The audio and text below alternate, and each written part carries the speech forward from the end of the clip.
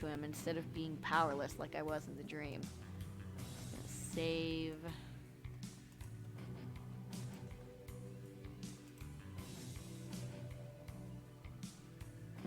I guess fuck off.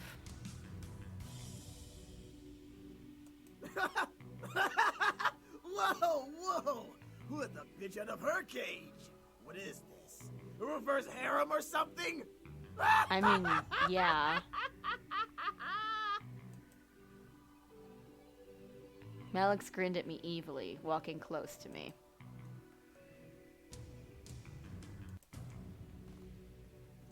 Duck, I guess. I ducked underneath Malix's incoming hand. I stared at his hand and his black flame tattoo in surprise as I took a couple of steps back. Blah, blah, blah, blah, blah. Blah, blah, blah. Matthew and Damien stepped in front of me, guarding me from Malix with their arms. A quick one. I'm liking you more and more. Back off, Malix! Don't start acting tough, you pathetic excuse of a demon. You need more protection than her. Shut up! Oh, did I make little Matthew cry? Why don't you just grow a pair? Enough, Malix. The woman who had been standing in silence the whole time planted a firm hand on Malix's shoulder. Malix looked back at her with a growl and a glare that could kill. Since when did you get the guts to speak out of place? We both know you've never controlled me. I want them dead just like you do. But now's not the time. Fuck off! I know what I'm doing. Do you? Even if you did fight them, there's 5 against 2. We never win.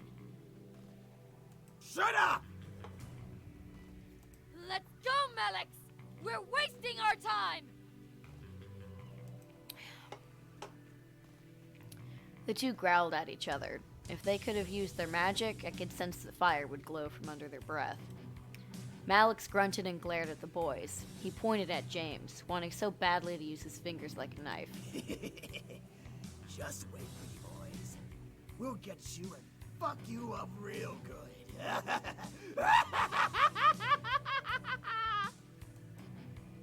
Then Malix turned to me, moving his finger to point directly between my eyes.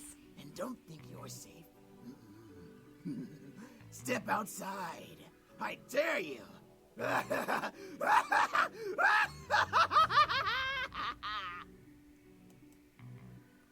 With that, Malix and the woman walked out of the mansion. The doors closed behind them, leaving the boys and I alone once again.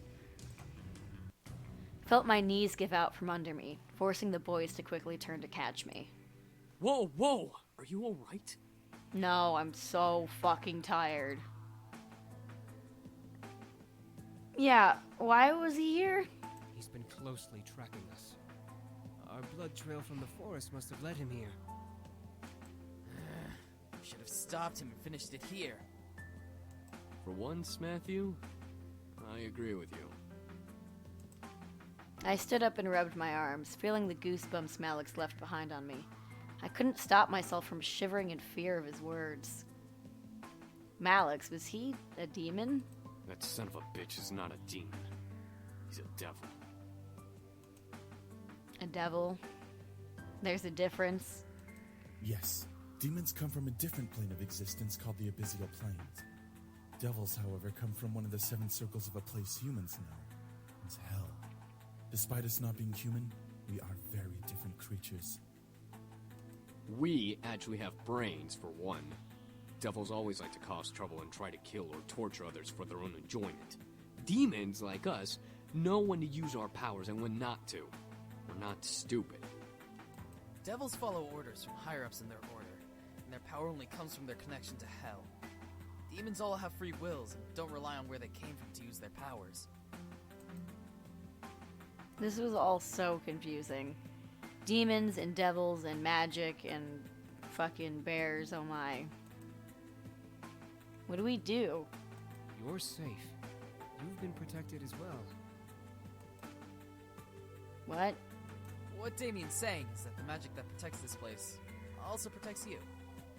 Your grandfather must have cast it when you last saw him or something of that nature. We can sense its aura around your body. That's nice. Oops. I couldn't believe my ears. It was the third day of surprises, and this one took the cake in being the most surprising. I felt my head spin once again. What did I get myself into? Miss, please don't worry. We'll find a way to train ourselves and become stronger to finally finish this feud. I'm gonna kick his ass right now. Until then, we'll protect you as much as we can. If Malix comes back, we'll be here for you. But what about going outside? Won't he? Like we said, you have a protection spell on you. Even if Malix attacks you, he won't be able to use his magic on you. He'd be just like any other human you can fight back against. Didn't you say you knew Taekwondo? Well, yeah. I felt somewhat relieved that I was mostly safe from Malix.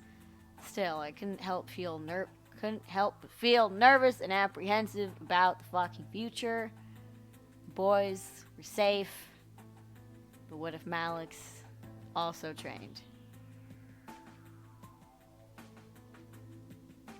What is the one without color? You mean this one? It doesn't have like a weird colored like accessory? This one's Damien. Even more so, I was lost about how my grandfather knew about magic. I had to find out.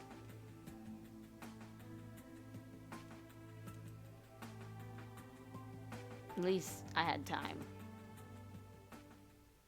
I went to bed that night feeling nervous. Despite the words of the incubi, I felt like a target to something I'd never be able to explain or prove.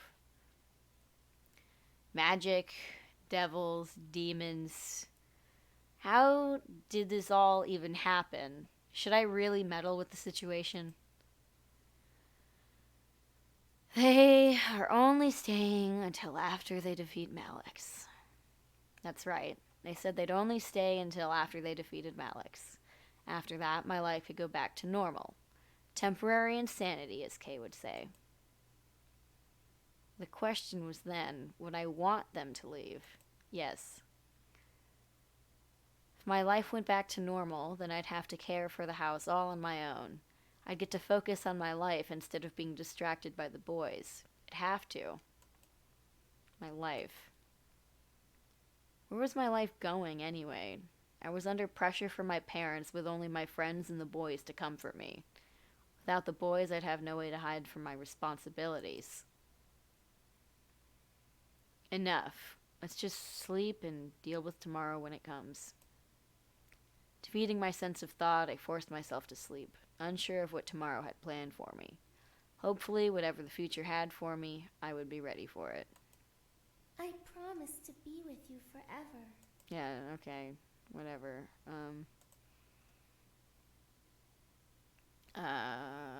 This one. It is break time, so, get up, stretch, have a drink, have a snack, pet your pets for me, and do all of those amazing things you can do in 20 minutes.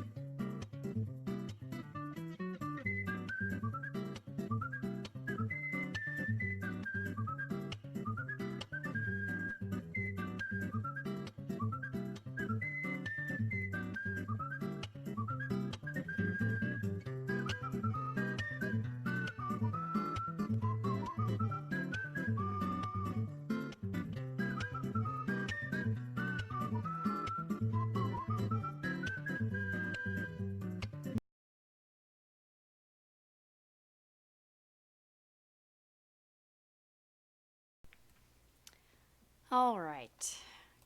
We are in the final stretch. We've got an hour and a half left, and then You're so we are important free. to me. I swear I'll give my life to you. Please, let me love you. I'll be by your side, always. I can't imagine living without you. I want to be with you. I love you. I slowly opened my eyes, letting the voices of my dream echo in my head and force me awake. I rubbed my eyes before sitting up and looking at the clock. 7 a.m. Why am I up so early? I fell back onto bed and closed my eyes, trying to go back to sleep. However, something kept me awake. Why?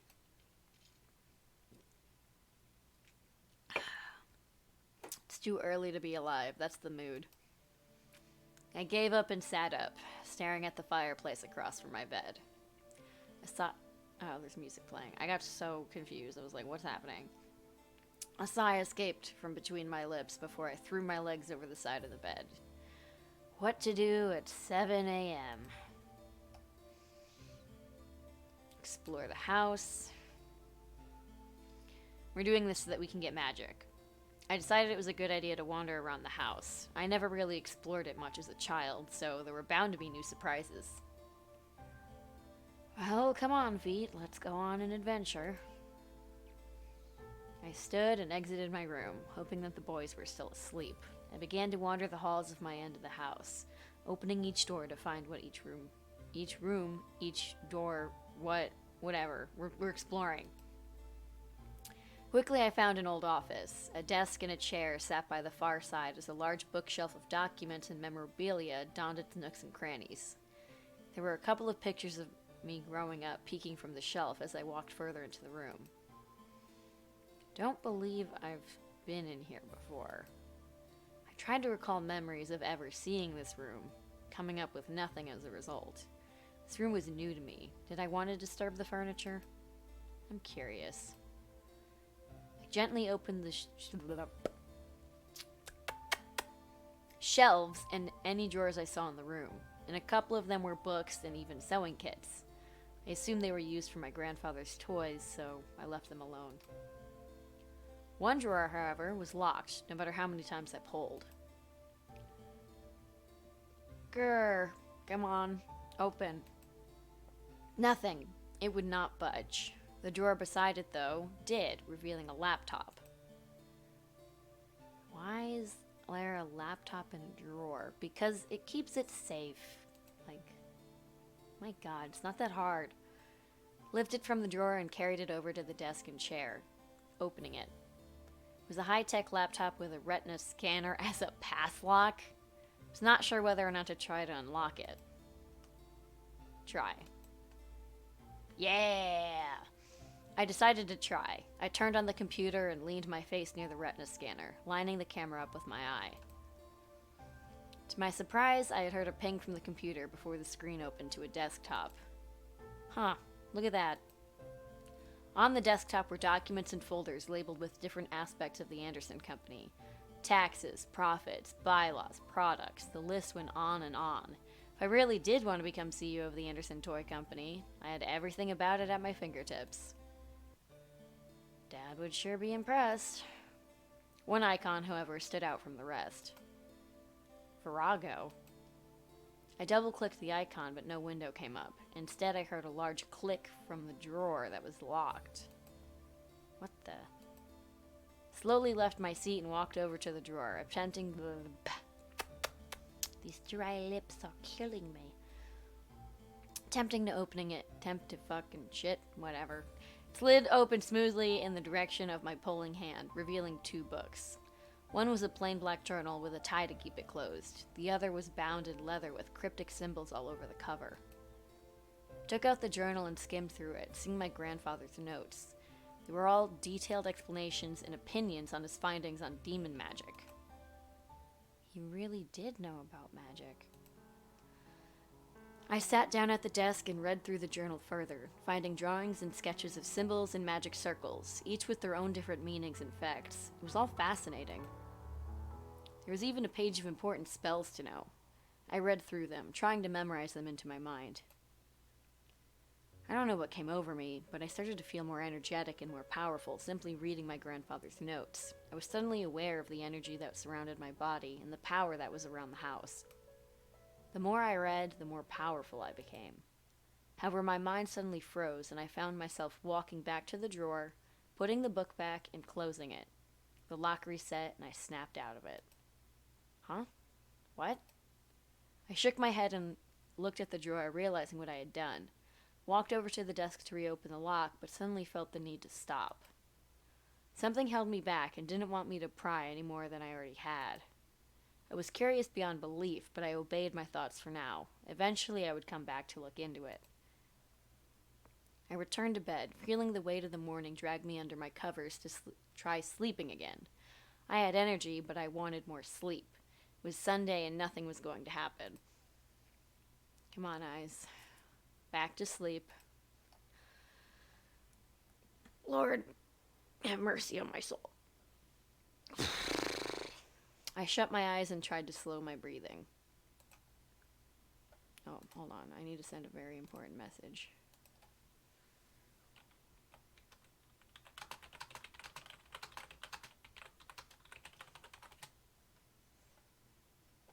Okay. There we go. Looked at my phone to check the time once again. It was noon, yet it felt like I had slept for much longer.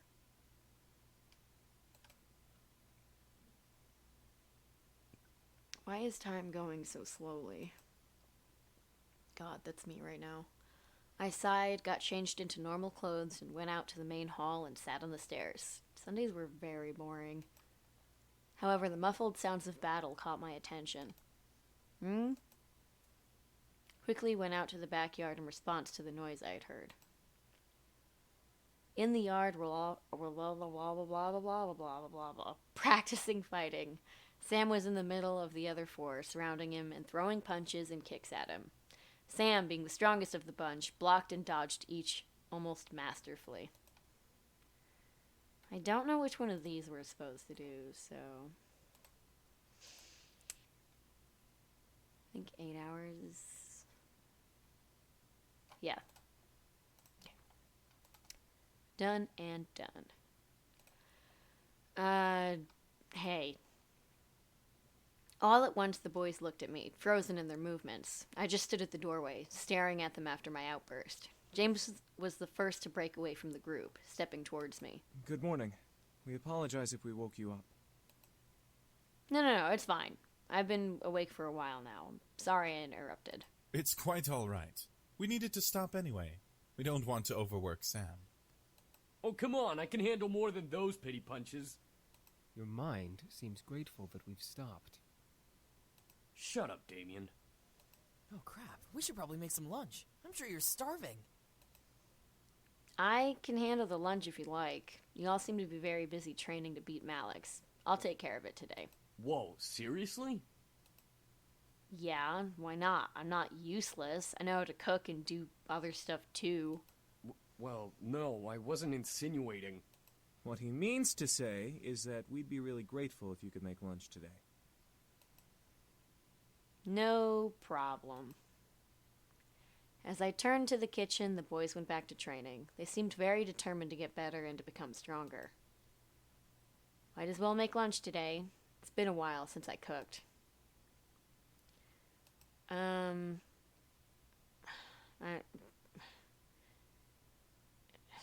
don't know, pizza?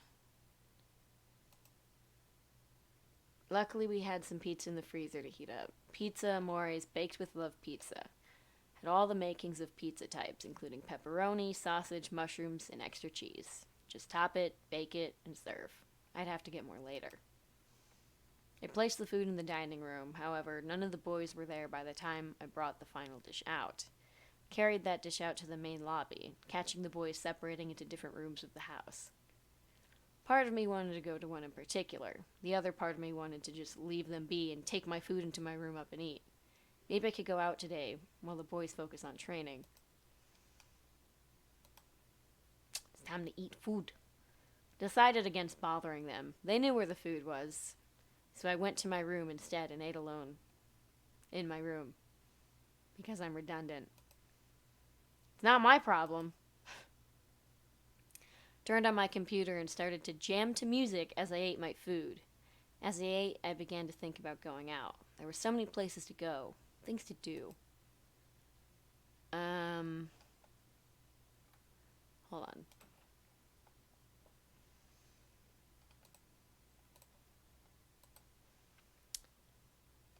We've never gone to... Well, I feel like... I know that this is Andrew.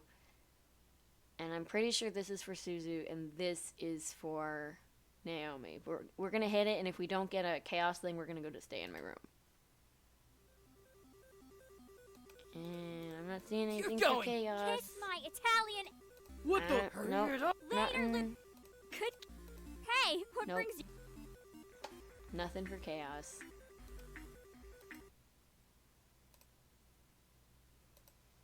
I needed to stay in. There was really no need to spend my day anywhere except at home. I'll just entertain myself. The question was how. Oh, man. Play a video game. Crap.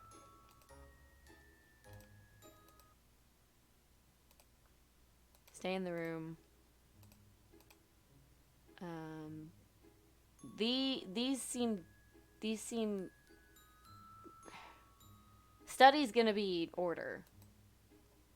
Okay.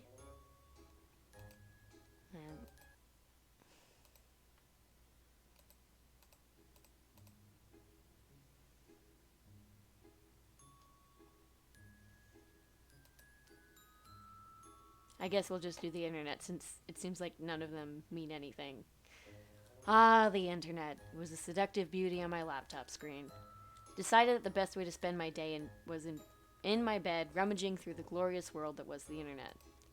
Getting comfy on my bed, I logged into my laptop and opened a browser. Automatically, it brought me to my email.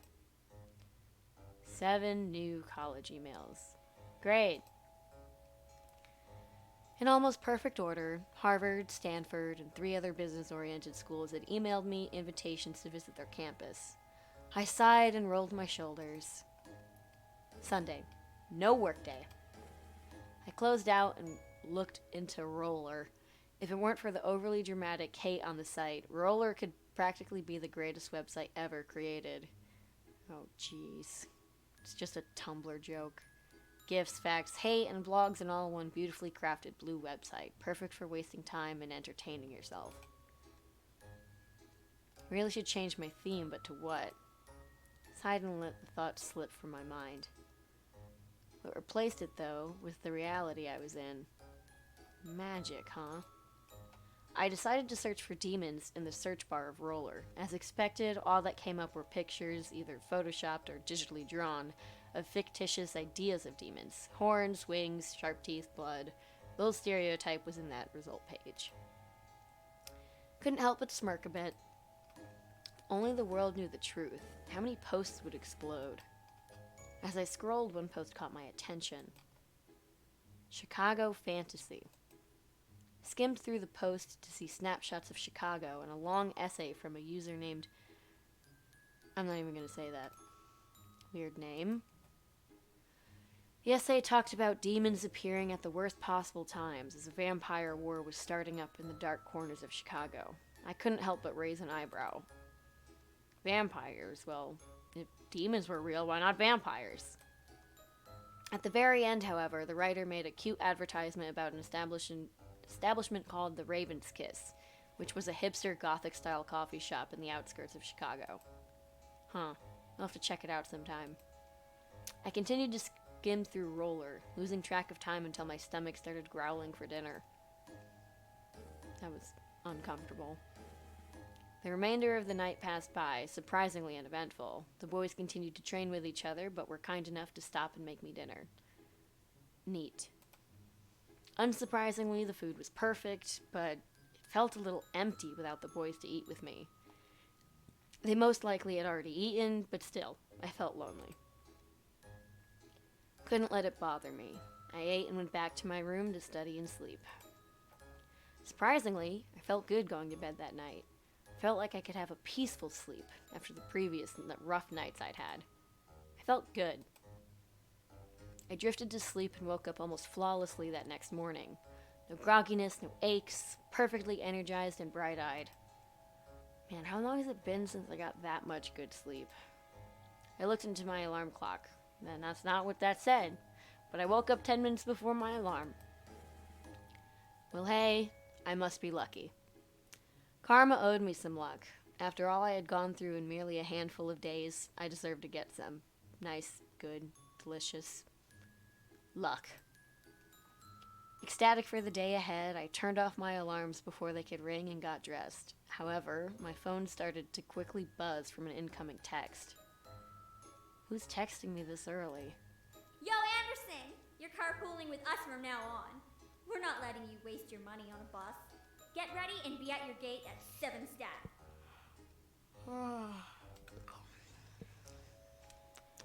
I smiled.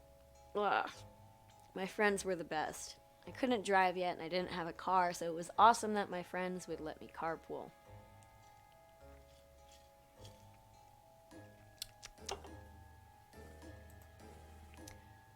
It's 6:30 in the morning. Perfect. I can eat some breakfast before they get here. Packed my bag and carried it downstairs into the kitchen. I quickly made myself coffee and toast, not having time for anything big. I let out a soft sigh in happiness as I sipped my coffee. I felt great, and I felt like nothing could stop me today. Come at me, day. I'm ready for you. I looked at the time again. Time to go. I quickly rushed to the doors, checking myself in the passing mirror. What? I'm not even gonna worry if I read that right. I wasn't wanting to impress anyone, but I still needed to look decent. And right on cue, Naomi drove up to the gates with Suzu waving me down. I rushed out the door and we headed to school, talking about the homework in the coming day.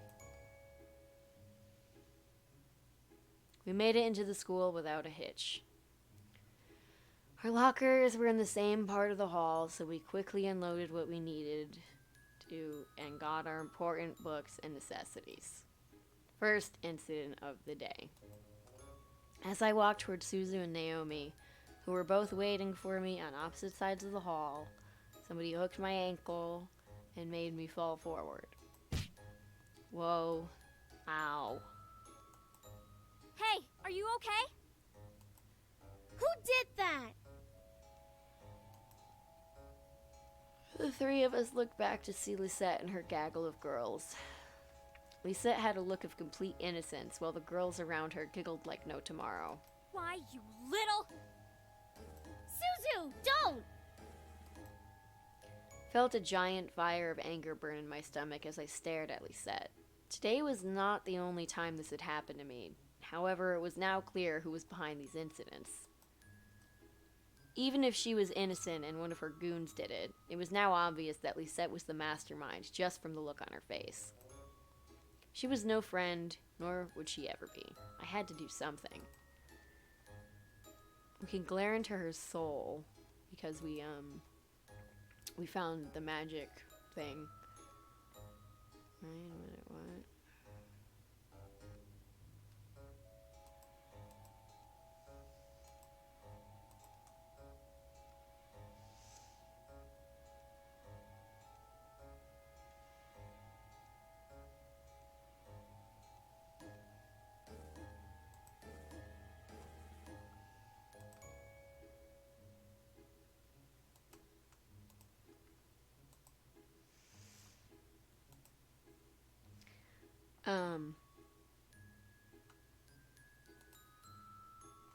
There we go.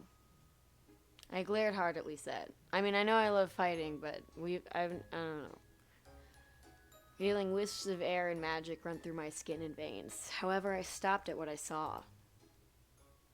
Around Lisette was a dark purple aura that seemed all too familiar. It was like demon magic, but it seemed to be tamer. I slowly rose to my feet, collecting my belongings as I continued to stare at Lisette. Something was off. As I continued to look at her, the aura grew, forming a shadow behind Lisette what am I reading?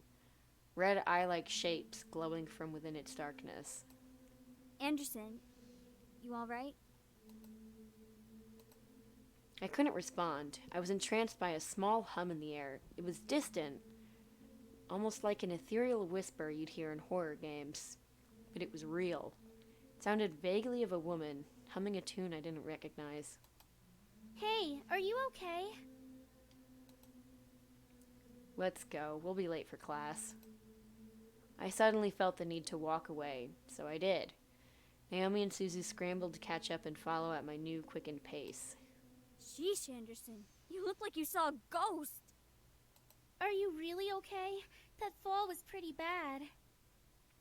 Think she saw underneath Lisette's cake face and saw the devil itself. I mean... Oh, Suzu, hush! No, something was wrong with Lisette. It was more than just her being mean. There was something or someone watching over her. Or they were watching me behind Lisette. What they were doing, I didn't know, but it was definitely demonic. Surprisingly, the rest of the school day went off without another incident. I went to my classes, had lunch, and was anxious to get home. As the bell rang for school to end, I felt my phone vibrate in my pocket. A text from Dad.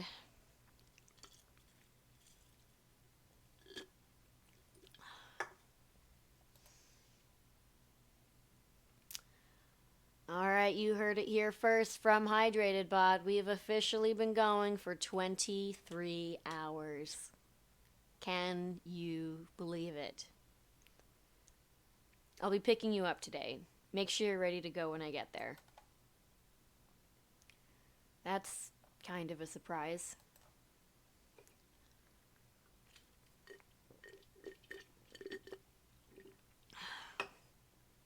I quickly headed back to my locker and got my things before waiting for Suzu and Naomi.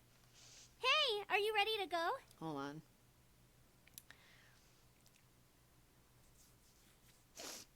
I don't think we'll be able to finish this route before the end of the stream, which I'm not mad about, but I don't know what I'd do if I finished it before the end of the stream. Like, what would I do for the next at least 10, 20 minutes, you know?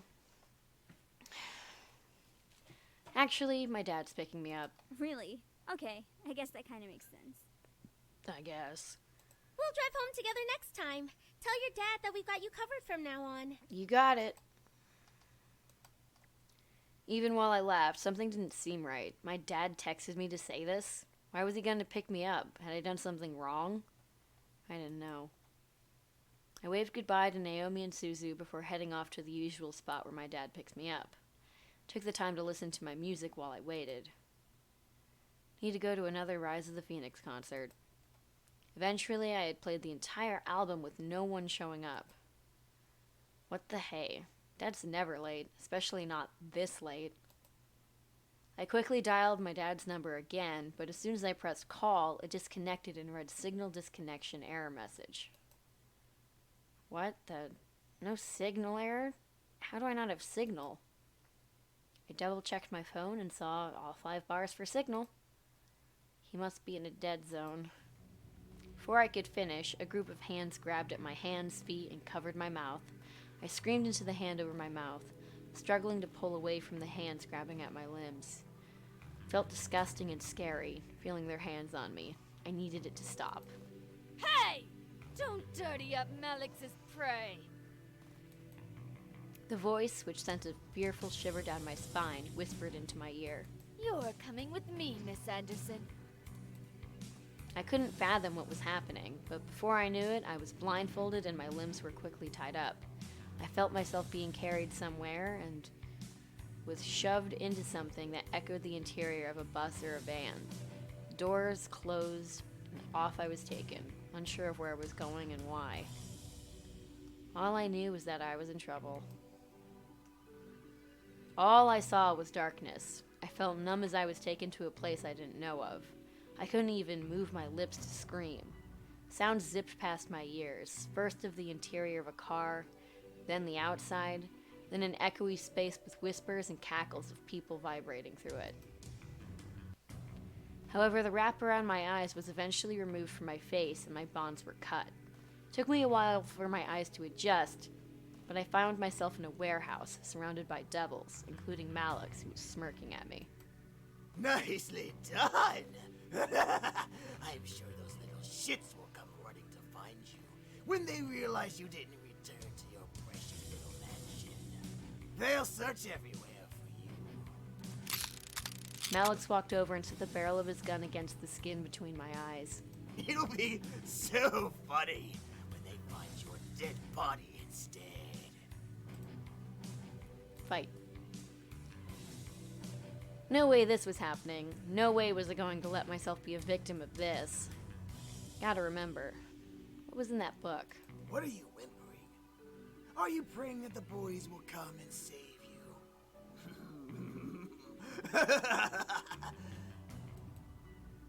I kept grumbling, trying to remember, and shut my eyes.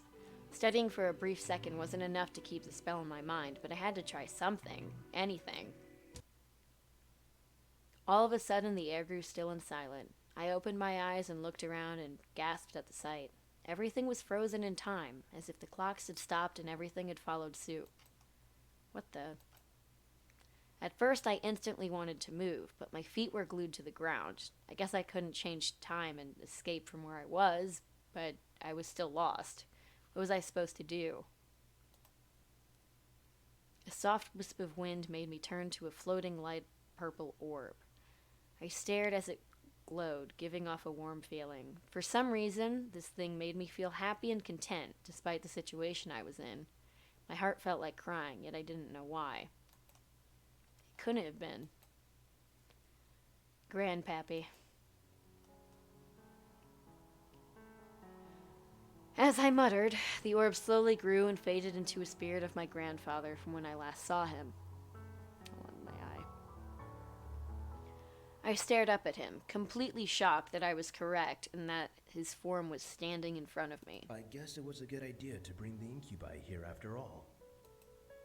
What? Is it really you? What do you mean?